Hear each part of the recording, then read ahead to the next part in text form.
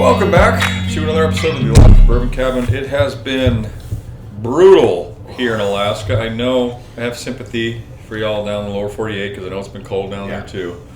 But I woke up, the car wouldn't start. It was negative 38 degrees.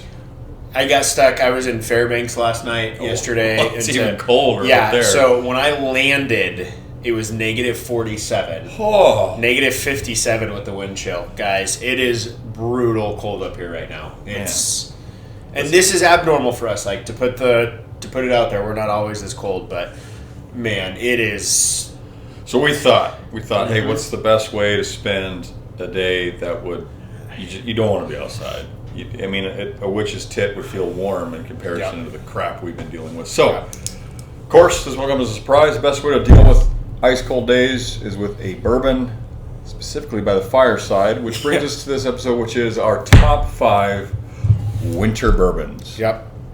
No limitations on this. It could be rye, it could be finished. You'll find out. Yeah, we say bourbon, but correct. Really whiskey drink, whatever. But we start with our humble runner-up. Yep, runner-up. Big asterisk. Reason we went runner-up is because this is a store pick, and distribution is not great. So it's not actually distributed up here. I got it from a group, a single barrel store pick that I was able to order online.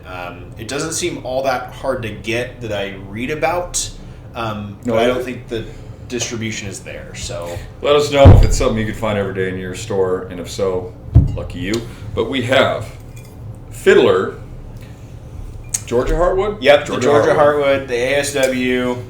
Guys, if you have not had any of the ASW, I'm not actually sure where the camera is on this guy, we need to see, but if you have not had any of the ASW stuff, guys, it's phenomenal. And it's pretty good. There's been one I wasn't too fan of. I think it was their Duality. Yeah, remember their the double. Duality? Yeah. Whatever. Point is, the Georgia Heartwood was solid.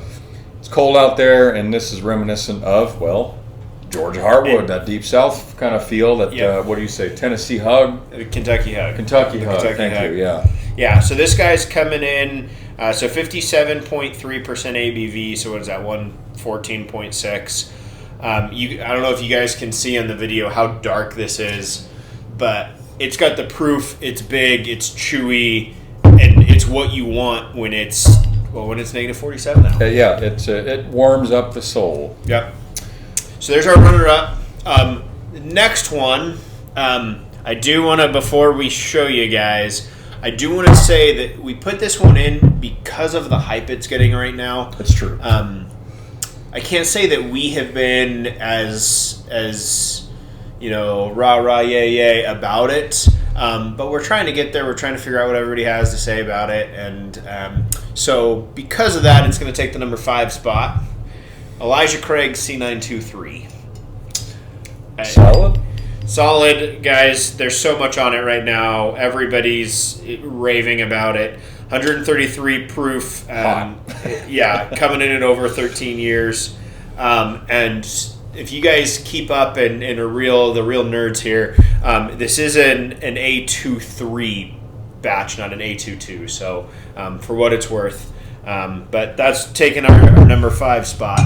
What do you got? All right, so over number 4, we have, this won't come as a surprise. If you've watched a couple of these, I picked a rye. It is Jack Daniel's single barrel proof rye. Try saying that 5 times fast. It is very well crafted. It probably one of my favorite ryes, if not my favorite rye right now. His mother knows this. She sent me the big bottle, I think a liter, and it's gone now. I didn't know that.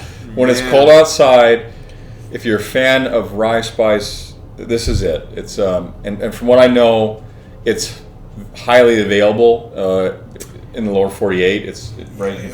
So some places I can tell you, my parents set this up from Texas, and they were talking that every store they went into, it was at MSRP. They had cases upon cases of it, like not up front with big signs of, hey, it just came in. It is, they go, they're in Texas a ton, and every store they go to, everywhere, whether it's mom and pop or big chain, they've got it. So true to Jack Daniel's spirit, you can find it everywhere.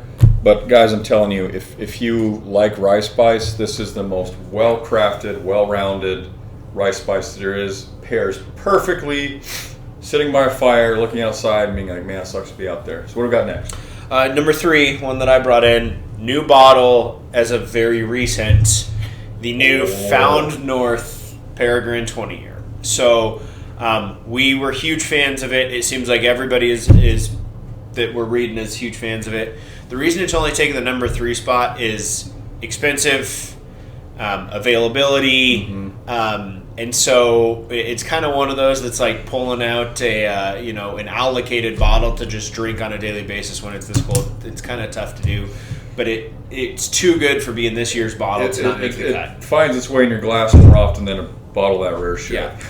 Yeah, it's good. So it's worth. This guy comes in, so it's a 20 year. If you guys really want to see more on this, go check out our review on this bottle. We go fully, really in depth into it. But it comes out at 126.2. So what was that Jack Daniel's rye? I didn't know.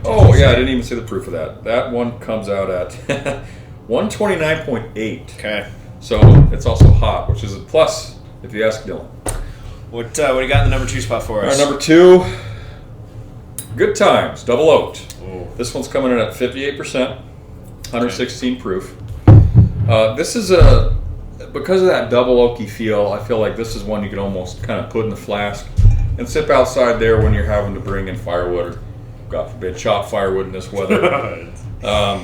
It's very well, a lot of double oaked. It can get too oaky. I don't know the term for that, but the tannins kind of over oaked. Yeah, just suck your mouth dry and it's kind of bitter. This is not that way. I thought one of my favorite oak ones was Woodford Reserve. Not that it's a competition, but I think I'd pick this bottle over the Woodford Reserve, double oaked, and it's Good Times. So you can probably find it almost anywhere. Any bodega. You can order a lot of the Good Time stuff. Most of their stuff is single barrels, but you can typically find it. The double oaked is a little bit harder to find. You got to at least do some searching for it. But especially online, you can find them. So. Yeah, they do a lot of cool finishes, so it's no surprise their woodsy one ended up. And you can see how empty this bottle is, and it's a relatively. It's a good sipper. It's a real good sipper. So number 1, what we're drinking right now, Maker's Mark 46 cask strength. And this is the second bottle for the year, guys. 110.3 proof. It's awesome. It's big. It's bold. For us, it's available. Let us know if it's available for you guys. It's coming in right around that $50 mark for us. Very reasonable for just how good this is. I mean, we all know Maker's Mark's already solid, but you go with the cask strength, and it does not disappoint. So, guys, it's wonderful. Big fan of the Maker's 46, taking number 1 spot. Let us know where you guys are, kind of what the temperatures have been in the last few weeks, and what are on your lists. What are you drinking to stay sane in this cold climate? Yeah. Well, that's all we got for you tonight. Here's our top 5 we're drinking, plus the little asterisk runner-up. So, stay warm out there. See you next time.